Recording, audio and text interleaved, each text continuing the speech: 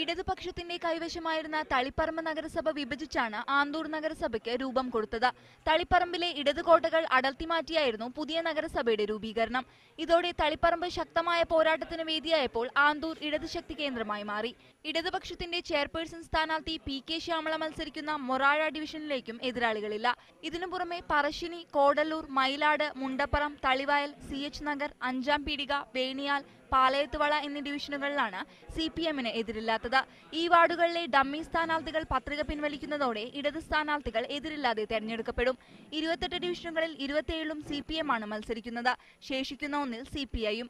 ജില്ലയിലെ എല്ലാ വാർഡുകളിലേക്കും സ്ഥാനാർത്ഥികളെ നിർത്തുമെന്നായിരുന്നു കോൺഗ്രസ് നേതൃത്വം നേരത്തെ പ്രഖ്യാപിച്ചിരുന്നത്. അതേസമയം പല വാർഡുകളിലും എതിരാളികളില്ലാതെ CPM ജയിച്ചിരുന്ന മലപ്പട്ടം, പിണറായി തുടങ്ങിയ പഞ്ചായത്തുകളിൽ കോൺഗ്രസും BJP-യും ഇക്കുറി സ്ഥാനാർത്ഥികളെ നിർത്തിയിട്ടുണ്ട്. മീഡിയ 1 കണ്ണൂർ.